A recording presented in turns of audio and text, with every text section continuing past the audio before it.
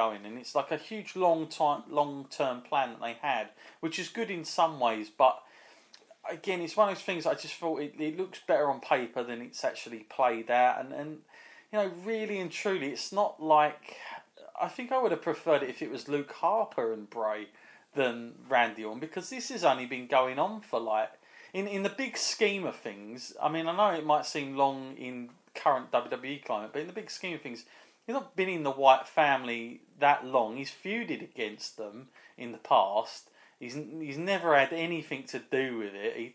He's still not really got into character to the point where he stops tweeting or stuff like that, or he always comes out of it in social media. So he's not protected it that well for a story that he knew he'd be so invested in that would headline WrestleMania.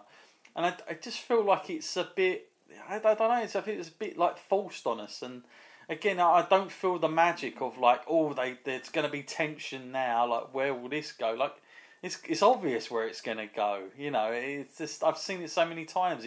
It didn't have that nice moment where I can remember the whole Evolution thing, Matt, where Batista would win the Royal Rumble, and yeah, I mean, in the back of people's minds, they all wanted him to go up against Triple H, but it was like the anticipation was built so good that people were waiting for it. And it was like Vince was saying, no, we're not going to get to him this week.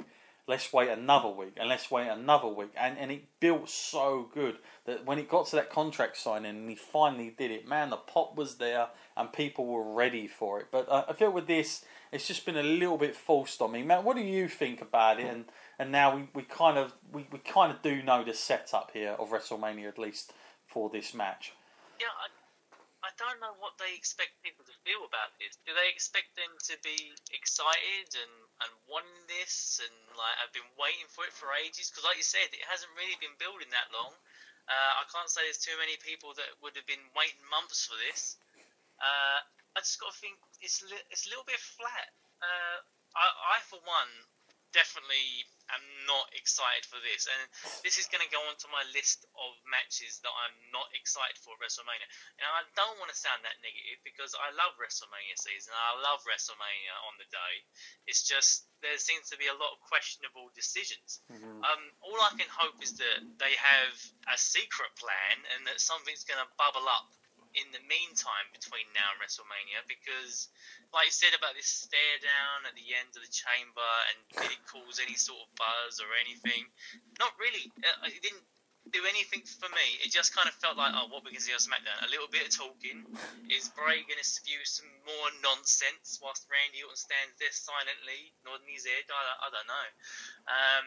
But yeah, I got to hope that they have a secret plan for this, and that they have got something to turn the heat up a little bit, because right now I'm not feeling it. No, with you there. Totally with you. It's very, very difficult to see where or how they're gonna kind of get people revved up for it. As far as, especially if this is the main event, I'm, whoa. A lot of pressure on those two. I'm not going to say it's a terrible match, because I think these two will pull it out the park. I think they can have a great match, an awesome match, but again, I just don't see. I don't see how any way, Matt. And I'm going to say this now, and we're God knows how many weeks away. But I'm going to say this, that I can't see any way how Randy Orton wins that match now. I really can't. Because if they did that, I would just be absolutely shocked and horrified so soon. Because it's just unfortunate that they haven't had the foresight to have either Bray with that title have a run with it, or have Bray winning the Royal Rumble. Like, it had to be one of those two things. But the fact that he's won it a month before it just seems a bit silly, and it does degrade the whole kind of the AJ Styles Cena match in a way, because Cena obviously tying up Ric Flair, well, that was obviously just for the nostalgic tying that up, wasn't it? It didn't mean really anything, did it? So just very odd there. Matt, we're going to take a few questions. We won't get to them all because we have been on a while, but we will get to the questions next week. Don't forget, if you guys want to email us in at the Wrestling Skull Podcast at gmail.com. We've got a few questions about last night. This one in from Chris, who funny enough, he was talking about the chamber itself as you was, Matt, and he compared it. Hi guys, just wanted to let you know what I thought of the chamber. Didn't enjoy the first hour of the show, was pretty bored. Also, the chamber, it reminded me of the TNA structure. What did you think? So yeah, Matt did point out the height of it, but yeah, I guess it was a little bit TNA-ish, wasn't it, Matt? In that sense of what we got, it was something like they would have pulled out, in their heyday, isn't it? Yeah, and to call it that, I thought I was being harsh when I was watching it live. I kind of said to our friend Rob that I was watching it with, I was like, hey, doesn't this remind you of when Crash Holly fought the headbangers in that sort of wacky fun house where everything was padded and foam? Yeah. But that was me being a little bit harsh. Looking like now, I think it had to be toned down. They are working within PG structures now, but it really did feel kind of TNA. I guess it was all the blue as well, which didn't help. Yeah. I mean, what was that? The asylum cage that they used to have in TNA. It was that sort of thing. It was very odd. Yeah, it didn't look too good. Yeah, go on. You don't want to be copying that kind of formula because that clearly doesn't work. No, for sure. Okay, thank you for your question there. Next question now from Leah. Guys, just want to know your opinion on how you think WrestleMania will be formatted. Will they have equal amount of matches from each brand? Well, I mean, I don't really know. I mean, I suppose they'll try and do it that way, but then you look at Raw, has a little bit more established guys and a lot more part-time guys, so I don't really know if they could, because when you got Goldberg and Brock on it, and all these, I don't know where the Undertaker lies his hat at, but we're guessing that's wherever he wants, and that'll probably be on Raw if it is down to the feud with the match we think it's going to be with Roman Reigns. So Matt, do you think they will try and make it equal, or is that something that just goes on name power and match power rather than trying to do that type of thing? Well, I guess if you've got to split it down the middle, you've got to assume that every title will be defended. So, as it stands, Raw and SmackDown are supposed to have the same amount of titles, although Raw technically has the Cruiserweight title, and that will be defended, so that's an extra match in Raw's kind of favour. And then we know that sort of Brock Lesnar is technically a Raw superstar, so that's another match to them. And like you said about Roman and Undertaker, if that happens, that's another match to them. It will be, I would assume, more Raw dominated. Yeah, no, totally with you. Okay, next question.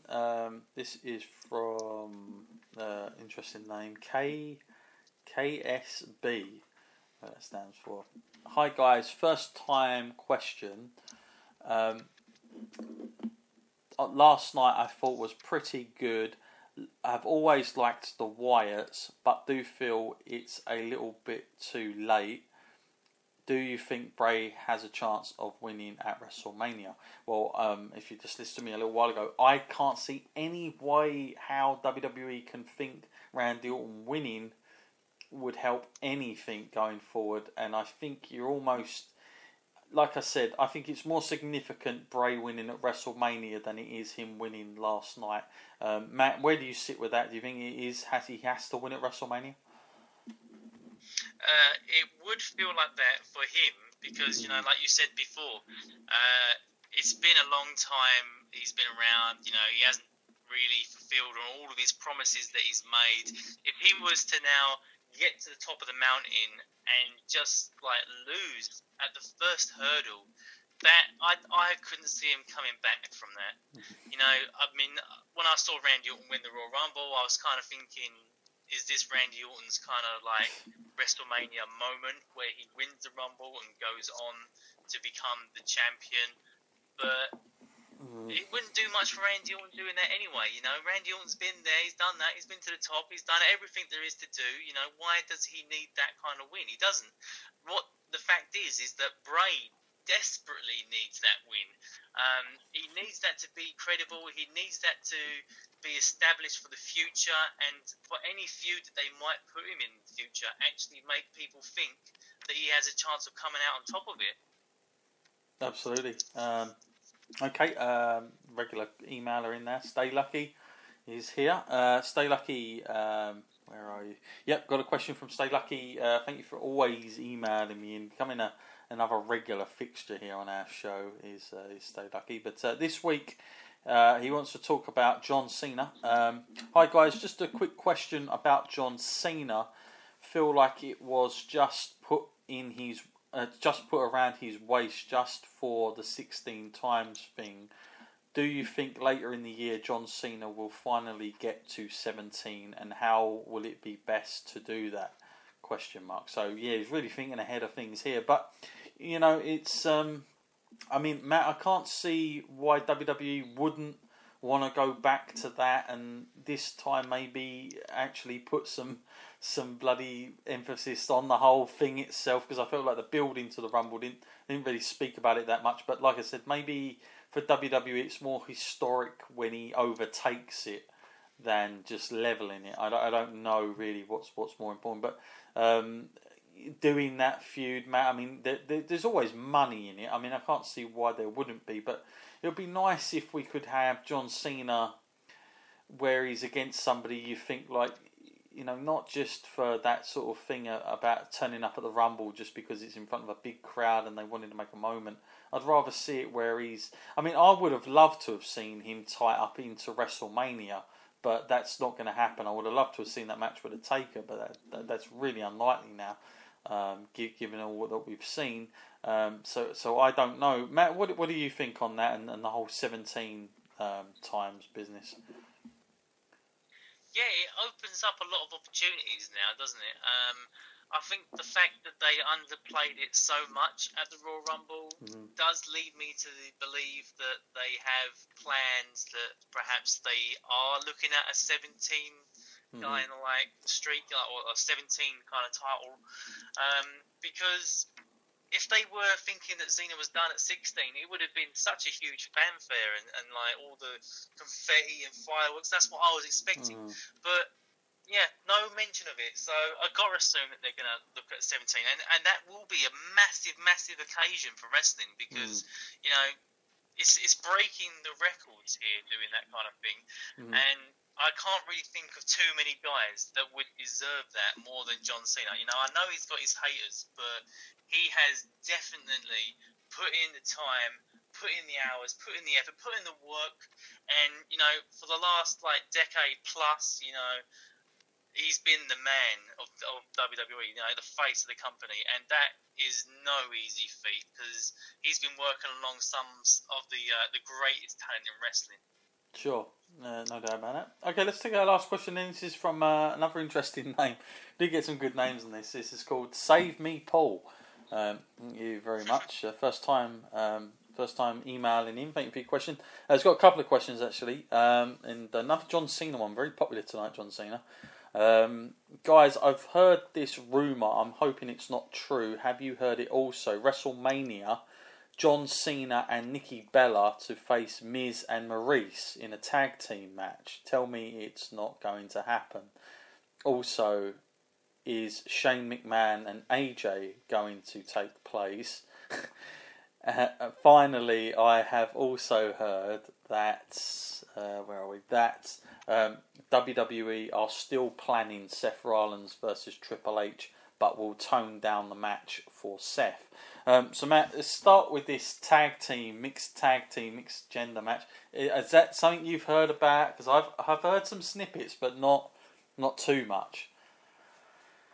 Well, you know, I've got to say, WrestleMania season, that is the time for rumours, isn't it? You know, I have heard this rumour, but I got to say, the one that I heard was way more extreme than that.